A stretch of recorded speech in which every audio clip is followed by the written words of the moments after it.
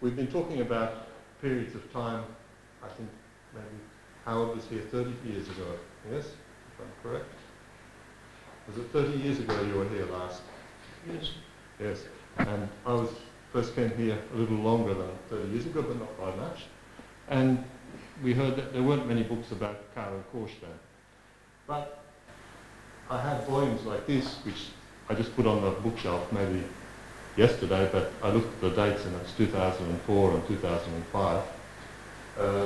They were the years when there was an exhibition in Los Angeles of this title, which you can read. And also the Victoria and Albert had an exhibition called International Arts and Crafts. And I think those were the years when those volumes incorporated work by artists or architects from Hungary.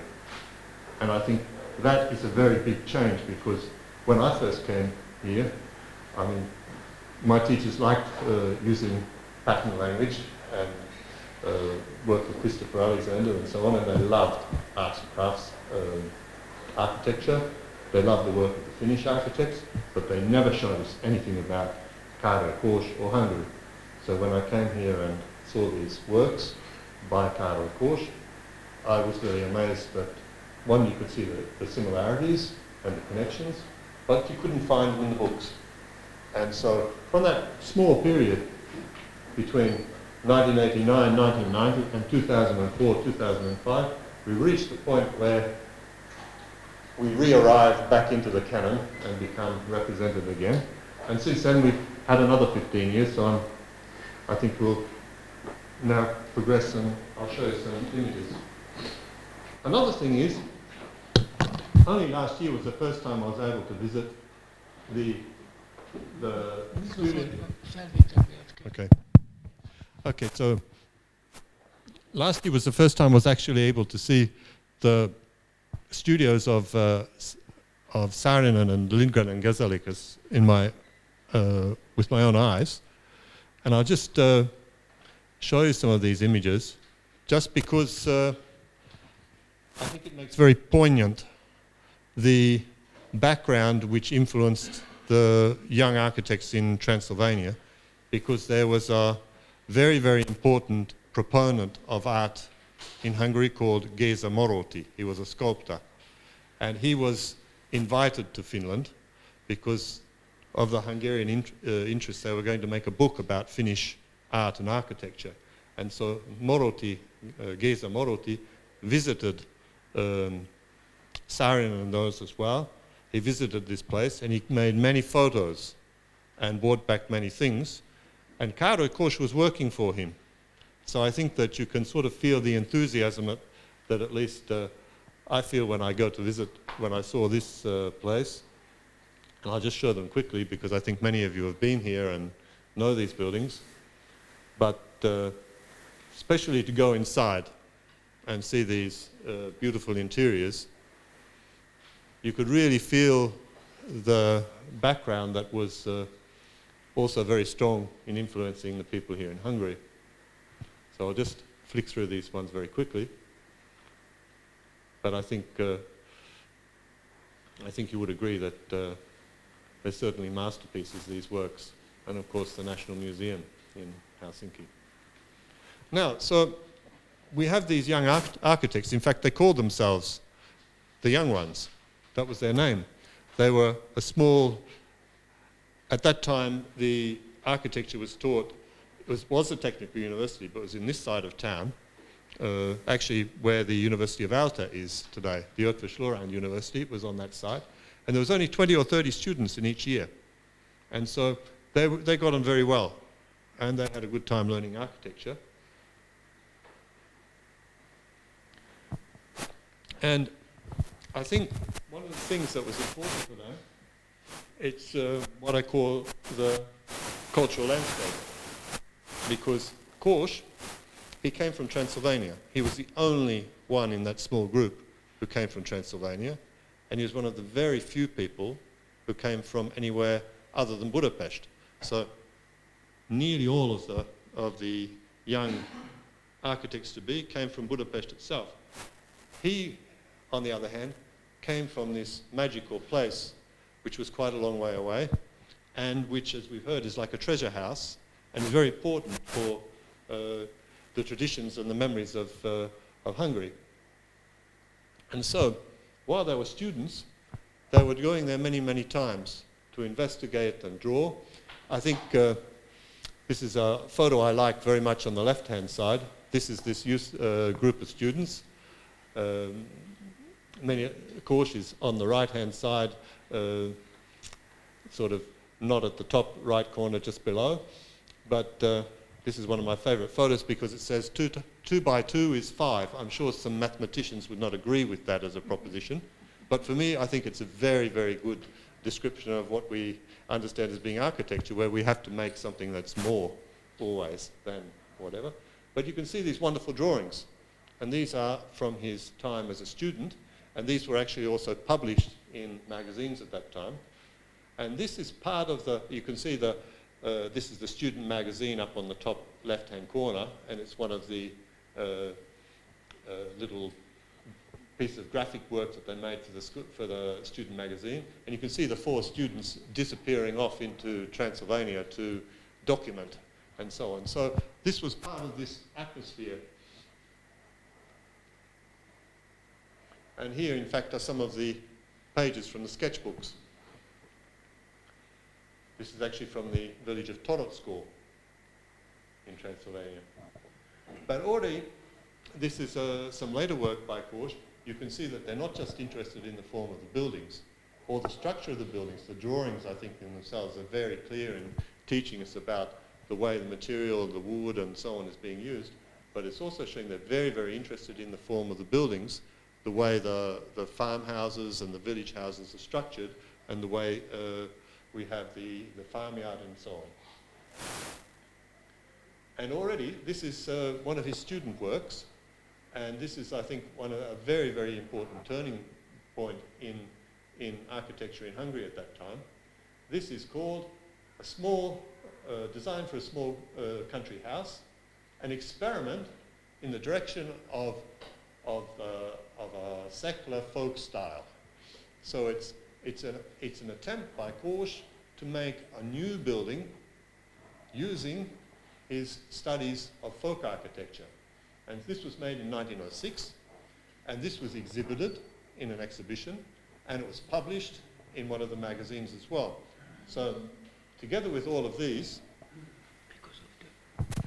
Okay. So, because of this drawing in part, Kós became like the leader of this group. And very soon afterwards, you can see he's starting to produce work like this. This is, in fact, a house which was built for his parents, but its real name was actually a courtyard house for an artist, or for a bachelor artist, or so on. So it's very much about the idea of making houses for yourself, the idea that you could be living in a nice atmosphere, in a nice surroundings.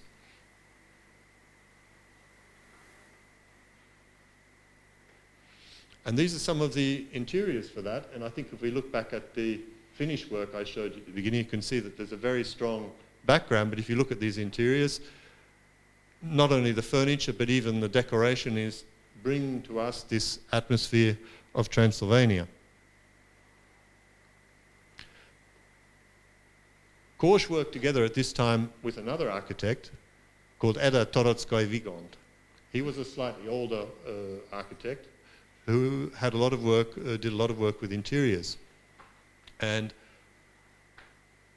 Eda Torocko had moved to Transylvania at the request of the mayor of one of the towns in Hungarian we call it Marosvásárhely. And what is interesting is at that time they were invited, and he was invited there to work in part of a government program to design schools and barns and outbuildings to help in the modernization of the region.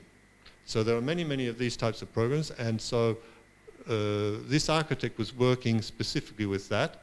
And this architect was also connected with the Gödöllő Artist Colony, which is a place only about 30 kilometers from here, where there's an association of architects who were doing many, who were trying to revive the industrial arts and the crafts work and so on. And so he was involved with this as well. So you can see that not only is there an aesthetic, but there is a focus on the economic and community life of these regions from which the aesthetic source of these works is being derived. So this is a design from 1910.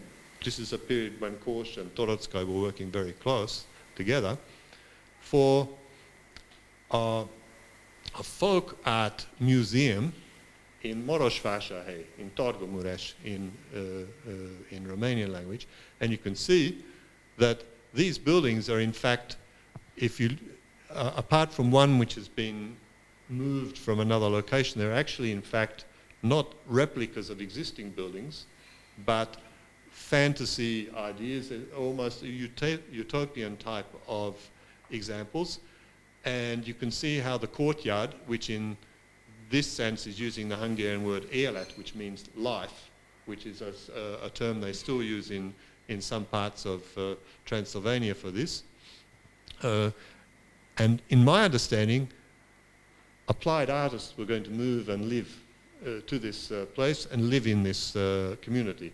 Nothing ever happened with it, but then we find that Kós is designing the zoo at the same time, just across here. And he had a lecture in Marosvásárhely at the same time, and his lecture was illustrated with his drawings for the zoo.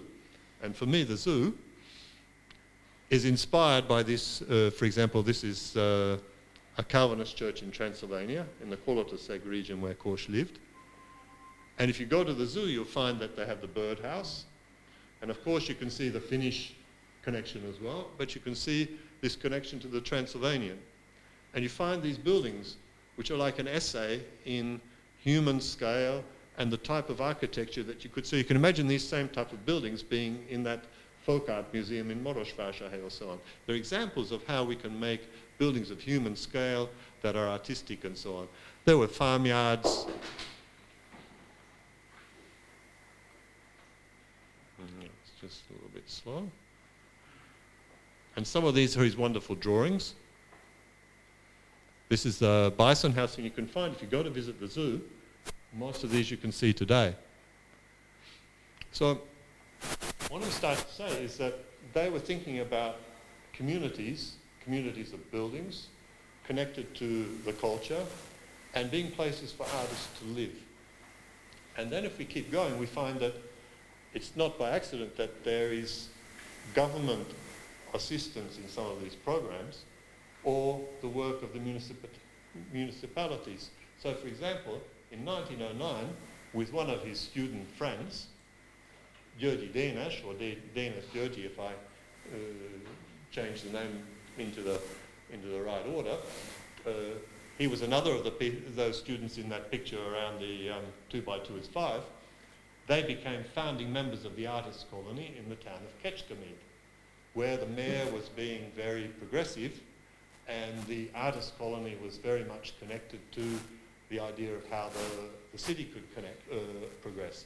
And there's a very, very interesting letter which Kós wrote to the mayor at that time, expounding his ideas about society and how it worked. So somehow you see that these organizing of the social and community activities is connected to the architecture. And then as we keep going, we see that Kós is invited to this other town of Marosvásárhely, in Transylvania, where he was doing some public buildings for the mayor. And in that town at that time, you can also find many, many new buildings in Art Nouveau or Secessionist style, which are directly connected to the activities of the mayor.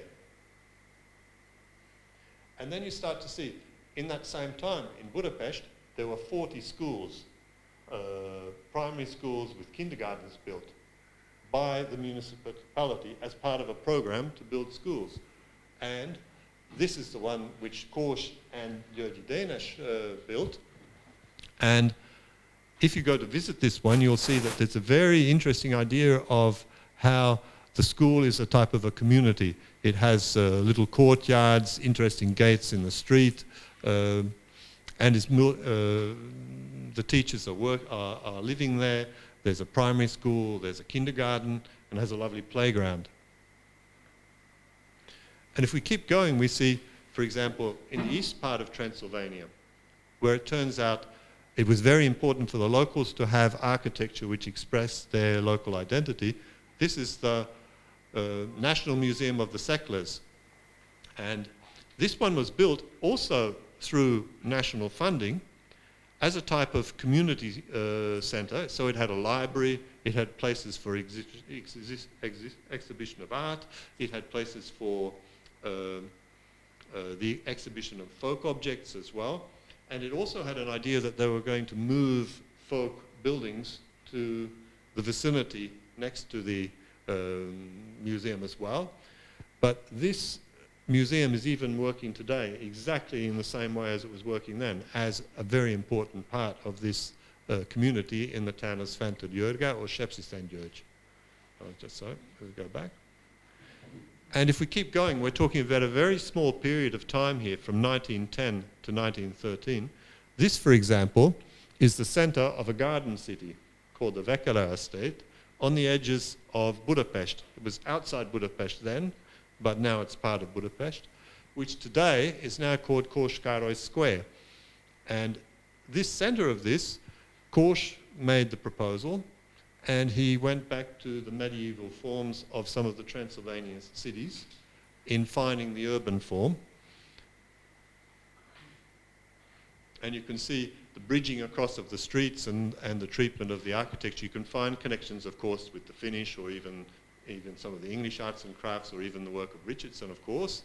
But you can see there's also a reference to this medieval architecture.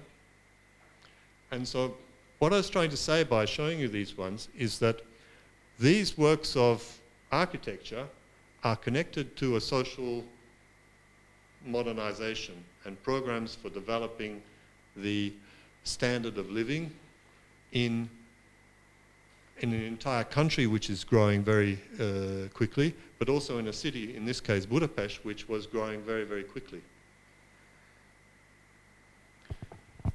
The other thing, though, we saw that, on the other hand, Kós was very much connected to Transylvania. And this is the region of Kolozsvár. It's a region near the city of Kolozsvár, or Cluj. It's a collection of villages. And this is the area where Kós chose to live and build his own little house called Crow Castle. And this is his little book that he made about it, which he wrote by hand. And he talks about his ancestors who lived there and so on. He had no ancestors living in this area. But he made this mythology about this. And he even drew his little house amongst all the other historic monuments in this region. These are some of the pages. This is, for example, the Romanian wooden church from a village in this region, from the village of Tura, where his wife came from. And these are some of the drawings he made for his house there, which then became built like this, so it was finished in 1910. And so he moved there. It was right near the train line, so he was very lucky. So he could put his drawings, he could hand them over to the train driver, and they would bring them up to Budapest, and he could print them in Váci Street here, and then they would bring them back to him. So it was very well worked out. But in fact, there was no electricity and no running water. So you can imagine it's a very interesting situation. And you could see, though, it was still a place where he could be well visited, and this was his centre in life. So this is a picture of him in 1912. And this is his wife, sitting in the little round room at the base of the tower. They brought up 4 children in this house. And Kós was, for many of the times, I think, on the road, doing work and here and there. So I think for much of the time, his wife and the 4 children were doing the work in this house. And they created it as a centre of life. So this is, for example, the invitation for a very big festival they made there, which has now since been recorded in literature. But in 1915, during the war, already he made this book, which is Testament and Agriculture. And already this book is starting to talk about horses, it's talking about fruit trees, it's talking about how we plough and so on. So it's talking about the agricultural nature of that beautiful area surrounding him, which we would call picturesque if we were looking at artistic theory. But in fact, it's made by the work of the people living in those villages and creating their livelihoods through the working of that environment. And Kós, at this time, if we look at this period in time, we know that 1918, 1919, 1920 is a period where there was a change in the position of the borders, and this region where Kós lived became part of Romania. And Kós stayed in his place. He stayed in his home. Here he is working in his working room, in his study, in the upper level of the Crow Castle. And he was left there with the people who were his co-workers in existing in that place, which was the source of all of where he'd got to. So he'd made this choice that it's not just an aesthetic, the rural environment, it's a real community. And so here we see a picture of him. He's standing about a third of the way across with a hat on, looking in the right, towards the right. Here he is in part of his work organising the village communities into a political organisation, because at that time President Wilson's decrees were leading them in the direction that you could have self-determination in these regions. So he was trying to organise and so on, and spend time with the people and organise this. And this is the time where you see him starting in his little, in a little printing press in this house, making the lithographs and the woodcuts and the lino cuts of the monuments of this country, but they're Saxon monuments, Romanian monuments, and Hungarian monuments. And this is showing that the three nations who made up the region of Transylvania, when we put them together in a book, it's saying that they exist together. They're part of the culture together. And these little handmade books are part of this message about Transylvania has its own identity. And this is what they call Transylvanism or Transylvanism in Hungary, and this idea of Hungary, or of Transylvania being a particular region. And the people, the Hungarians particularly, who were left behind there, they were writers, they were intellectuals and simple people in the villages. Kós began to draw suggestions for how you can make houses in this region which keep the character of the region. So this is another little publication he made called The Art of the House, or the Dwelling House. And these are his suggestions, for example, on the left, where he says, well, this is how a one-room house could look. This is how a two-room house could look. If you're making a small shop, this is how it could look. Or if it's a parsonage, or if it's, in fact, some other type of building. They're all examples showing, and because, of course, we're looking at the period of time that's the recession and the depression, where there's a minimal economic means, and he's making these small pamphlets and distributing those. And he's continuing, this is his book about the horses, and this is a period of time where he makes another small farm above the Crow Castle, and where this is a period of time where he is starting to do agriculture, to clean the land, to show his friends in the villages how to make modern farming.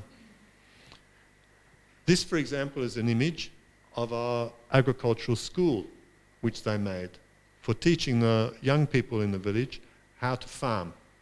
And this is a building. It's only half finished because it was actually going to have be a full courtyard. It was made by their own hands in what they call a koláka.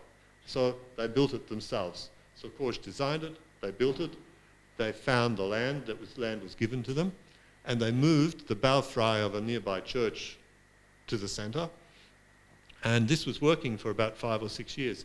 And at this time, Kós was writing many articles about agriculture, and he was teaching in the school of agriculture in Kolozsvár or Cluj, which was the capital next to this region where he was living.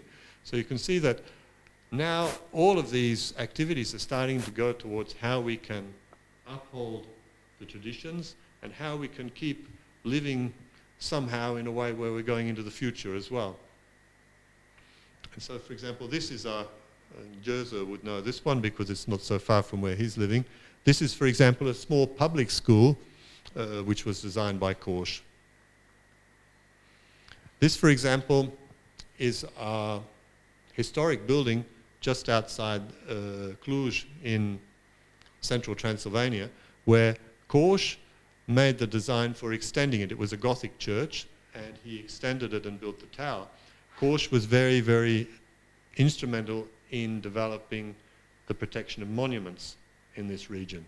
He made many, many designs for the repairing, alterations, extensions of churches, and also for new buildings which maintained the character of these types of buildings. So he's very, very, very active in this sense as well. This, for example, is the birthplace of King Matthias in the town of Kolozsvár or Cluj. And, for example, Kós did the restoration of this building, and it was unfinished at the end of the Second World War. So this is the 1940s when he was doing this.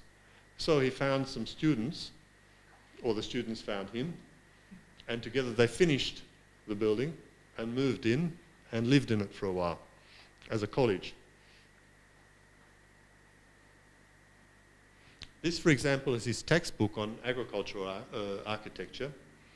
It's from his lectures from the 1940s, but it was published in 1957. And this is a very, very interesting book because it takes the whole definition. We know in this period they were building collective farms in Romania and in many other parts of this world, regions in this part of the world. This is a book about how to make collective farms. But when Kós is doing this book, normally in parentheses, so in brackets behind the word collective farm, or centre for the collective farm, he uses the word village. And so it's sort of showing the way he's fighting to keep the traditions and the continuity in this type of situation. And for example, this is the type of fighting. So you can see on the right-hand page it says the traditional type of the dwelling house of the agricultural worker in, or the agricultural worker in Transylvania. And we look at the top and we can see a quite typical, quite old village house. And we look at the bottom, we can see quite a modern plan which has a bathroom and all the other existing facilities. But what we actually see is a suggestion of how we continue to add and alter the existing village houses to turn them into modern dwelling houses. If we think back, we know that this is the period of time where villages started to disappear and become replaced by blocks of flats and very, very different types of architecture. We know about the period, say, for example, when Ceausescu was destroying villages. If we look at this building, or this textbook, built in, which was published in 1957, we can see that Kós is suggesting that there are alternatives to this which give us a possibility to maintain our traditions. And this is underlined by many, many hundreds of sketches and drawings which have now become the property of the Hungarian Museum of Architecture, which have come from the archive of Károly Kós. We can see the many, many, many, many small drawings for small buildings, small stables and so on, which were made in the 1940s, 1950s and even in the 1960s in this region. And of course, another interesting thing, this is a small Calvinist church which he designed. It was a new design from 1948. This building was completed in 1993, just after the changes and after Ceausescu had disappeared. The drawings came out of the desk, in the drawer of the desk, and they started building, and it was completed in the mid-1990s. This is in the village of Siklód. with your leadership? Well, I just saw it once it was finished. But so what I'd like to try to put emphasis on in this lecture, here we see Károly Kós towards the end of his life. He lived to the age of 93. He died in 1977. What we see is that from that very, very aesthetically based and in a way maybe romantic, maybe naive view of this archaic world of Transylvania, through many, many decades of hard work and continuous work in the same direction, not really going to any side despite all the wars and all the different changes, we see that he developed a very, very strong program for the implementation at a community level of this type of architecture, whether it be preservation, whether it be the preservation of our livelihood, our existence in this place. He was not only doing this through architecture, he was doing it through literature. He was writing stories and novels as well, which were popularizing the village house, the fireplaces, the environment, the atmosphere. He was making stories from the past, using these as their situations, as the scenes. And the people in the villages loved these books, and they knew these images and these pictures. So he was about creating a love for that environment where these people were living. And I think this is the most important message of Károly Kós for us, is that yes, he did some lovely buildings before the First World War, but through many, many decades of work, he sets an example for us of how architecture can change our community and can help us look forward. And I think that's something to do connected to the message of the conference. So I think I'll leave it at that. Thank you very much.